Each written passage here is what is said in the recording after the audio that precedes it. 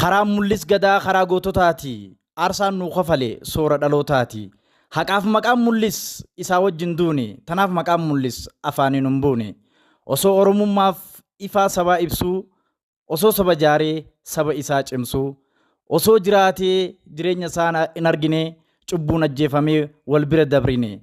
Akki kun okkoomee akkanaan hin hafu, dharri sun dhokotee nagayaan hin rafu. Guyyaan dhugaa dhufee dhugaa sanni kaasa, gumaan mul'is gadaa dhaloonni ni baasa. Goota oromummaan ganamumaan galeef, jeena lubbuu qaalii oromoo kafaleef.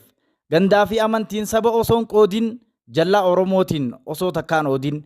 Biiflee diin oromoo addarra waraanu, mul'is malee eenyu kan sabatti aanu.